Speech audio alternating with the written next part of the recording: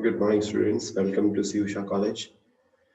In this session, we are going to see different types of computers, microcomputers, mainframe computers, etc., supercomputers, etc.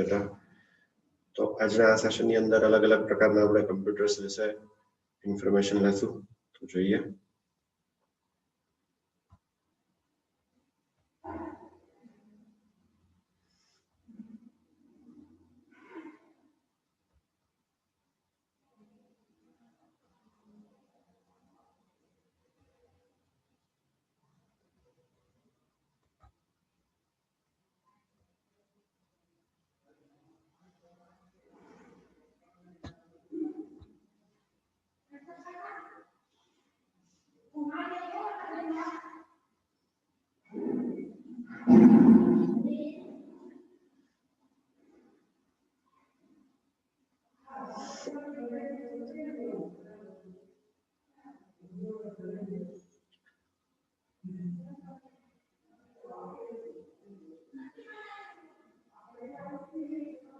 ચલો, તો સૌથી પહેલા આમાં આવે છે માઇક્રોકમ્પ્યુટર્સ. તો માઇક્રોકમ્પ્યુટર્સ કેવા હતા? How were the microcomputers? તો પહેલું શું કહે છે? A microcomputer is a computer with microprocessor as its central processing unit. Central processing unit આપણે CPU થોડું ભણ્યા હતા. CPU તરીકે માઇક્રોપ્રોસેસરનો જેમાં યુઝ થતો હોય એ તમામ પ્રકારના કમ્પ્યુટર્સને આપણે માઇક્રોકમ્પ્યુટર કહેશું. બરાબર છે? They are physically small. એ કેવા છે? ફિઝિકલી સ્મોલ છે, સાઇઝમાં નાના છે, એના કદ નાના છે, as compare to main frame and mini computers. Main frame અને મિની કમ્પ્યુટર્સ કરતા સાઇઝમાં કેવા છે? એકદમ નાના છે. શેની વાત કરું છું? માઇક્રો કમ્પ્યુટર્સની. પછી nowadays it is also said to be as personal computers. અત્યારના દિવસોમાં એને પર્સનલ કમ્પ્યુટર્સ તરીકે પણ ઓળખવામાં આવે છે. પર્સનલ કમ્પ્યુટર એટલે પીસી, બરોબર? જે પીસી તરીકે વર્ડ વપરાય છે એનો ફૂલ ફોર્મ છે પર્સનલ કમ્પ્યુટર. પછી the first microcomputer was the Micrel. Micrel એ કમ્પ્યુટરનું નામ છે. પહેલું માઇક્રોકમ્પ્યુટર કે જેની અંદર CPU તરીકે માઇક્રોપ્રોસેસરનો યુઝ થયો. Released in 1973. 1973 માં રિલીઝ કરવામાં આવ્યું હતું. એટલે ફર્સ્ટ ઇન્ટ્રોડ્યુસ થયું હતું, રાઈટ? પછી microcomputers also include some calculators, mobile phones, notebooks, workstations and embedded systems. તો આ બધી ટાઈપ છે ને એને એક પ્રકારના માઇક્રોકમ્પ્યુટર તરીકે ઓળખવામાં આવે છે. બરાબર? કારણ કે જેટલા ડિવાઇસીસ તમે નામ લીધા ને લાસ્ટ પોઈન્ટમાં લખેલા છે ને, they all are using microprocessor as a CPU. Central processing unit તરીકે માઇક્રોપ્રોસેસરનો યુઝ કરે છે આ બધા ડિવાઇસીસ. કયા? ફરી વખત, calculators, mobile phones, notebooks, workstations and embedded systems. Right? તો આટલું આપણે આવશે related to microcomputers.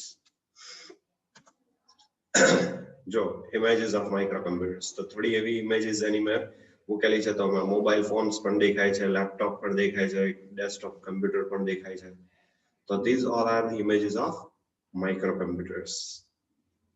Ready? તો જોઈ લેજો. After that, mainframe computers. Mainframe computers એ શું છે એ વસ્તુ સમજવાની છે. તો આ જે બધું બ્લેક કલરનું મોટું મશીન દેખાય ને, this is called mainframe computers. અને આ બહુ જૂના જમાનાના કમ્પ્યુટર્સ હતા. mainframe બહુ મોટા કમ્પ્યુટર્સ. કોઈ ક્રિટિકલ વસ્તુ હોય, બરાબર છે? ક્રિટિકલ વસ્તુ, તો ક્રિટિકલ એપ્લિકેશન કોને કહેવાય? ક્રિટિકલ એટલે અટપટી એપ્લિકેશન હોય ને એને ક્રિટિકલ કહેવાય. તો એ બધું મોટા ઓર્ગેનાઇઝેશન માટે, મોટી કંપનીઝ માટે યુઝ કરવામાં આવતા કમ્પ્યુટર્સ છે.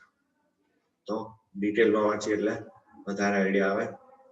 Mainframes are powerful computers હતા, used mainly by large organizations for critical applications.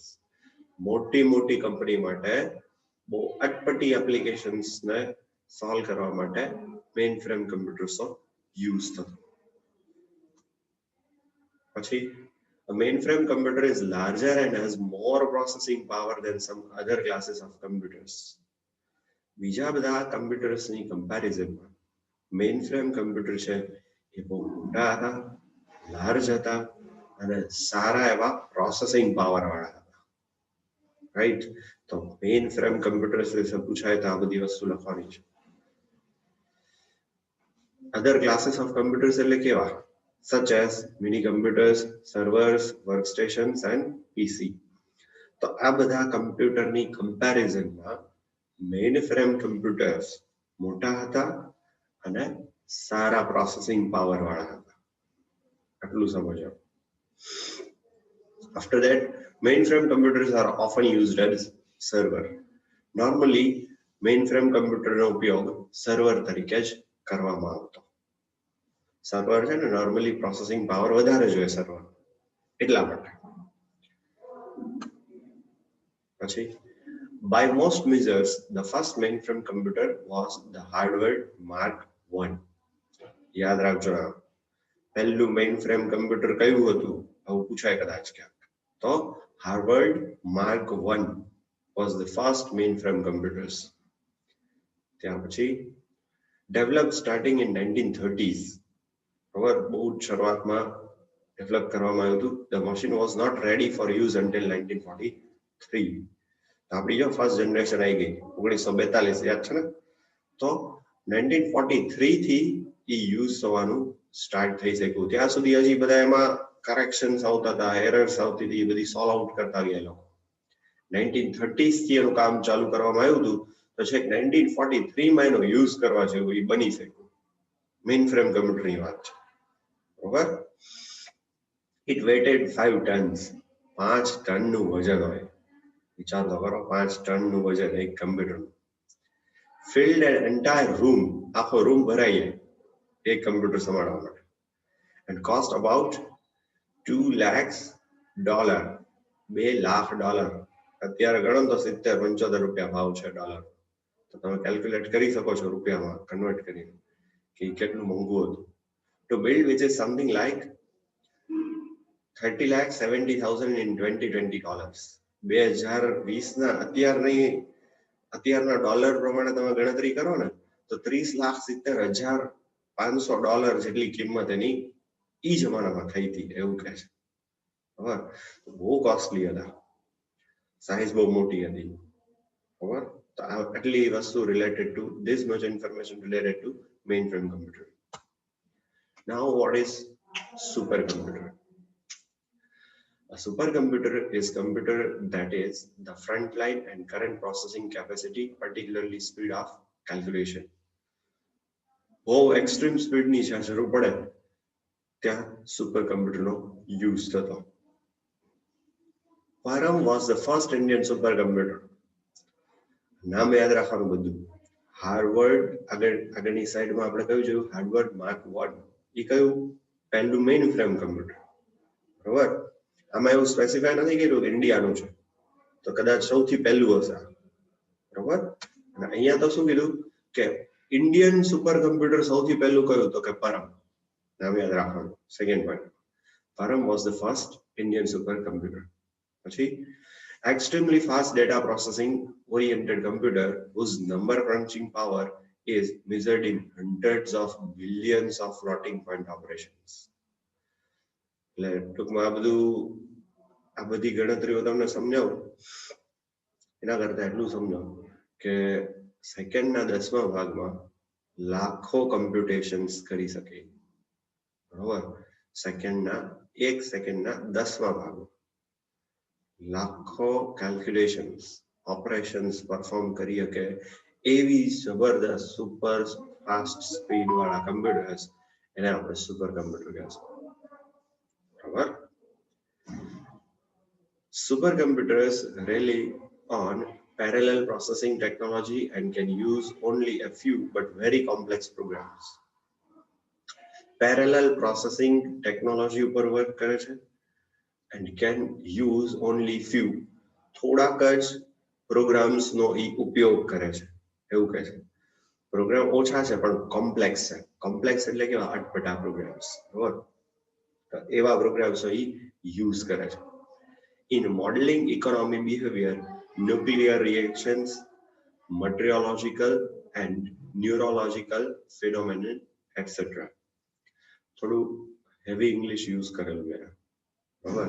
પણ હું તમને એટલું કહું કે આ બધું સ્પેસ રિલેટેડ નવા રિસર્ચીસ થાય એ બધું હોય તો એ બધા ઓલા લાઇટ યર્સ ને એ બધું કેલ્ક્યુલેટ થાય ને કે એક ગ્રહ થી બીજો ગ્રહ કેટલો દૂર છે, તો કે આટલા લાઇટ યર્સ, પ્રકાશ વર્ષ દૂર છે, તો ઈ મેઝર કેવી રીતે થતું?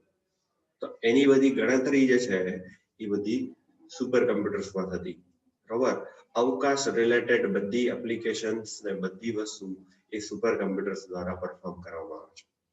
શું? તો કે લાર્જ ડેટા છે ઈ સ્ટોર કરી શકે છે અને એક્સ્ટ્રીમલી હાઈ પ્રોસેસિંગ પાવર છે, બરોબર? એટલા માટે આવી બધી ન્યુરોલોજીકલ છે, પછી ન્યુક્લિયર રિએક્શન્સ છે, જે બહુ મોટી ઇવેન્ટ્સ છે, તો એ બધી રેકોર્ડ કરવા માટે, એ બધે કેલ્ક્યુલેશન કરવા માટે જેનો યુઝ થતો એને સુપર કમ્પ્યુટર કહેશો, right? First super computer grey 1, જો આવ્યું ઇન્ડિયન નું નહીં પણ overall first super computer grey 1 was made in 1976 by the US engineer Roger Cray. 1925 થી 1996 સુધી એનો જન્મ અને મરણ તારીખ છે, બરોબર? બોર્ન યર અને ડેથ યર 1925 અને 1996. તો રોજર ક્રે નામના વ્યક્તિએ પહેલું સુપર કમ્પ્યુટર ગ્રે 1 છે એ બનાવ્યું હતું.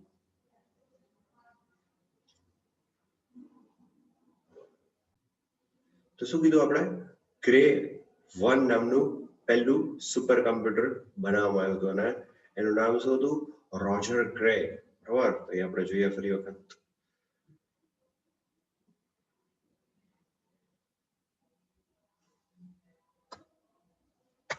શું કીધું? જો first supercomputer was made in 1976 by the US engineer Roger Cray. Roger Cray નામની વ્યક્તિએ પહેલું સુપર કમ્પ્યુટર 1976 માં બનાવ્યું હતું, બરોબર? તો બે વસ્તુ બહુ ઇમ્પોર્ટન્ટ આવી. પહેલું સુપર કમ્પ્યુટર કયું? તો કે ક્રે 1. અને પહેલું ઇન્ડિયન સુપર કમ્પ્યુટર કયું?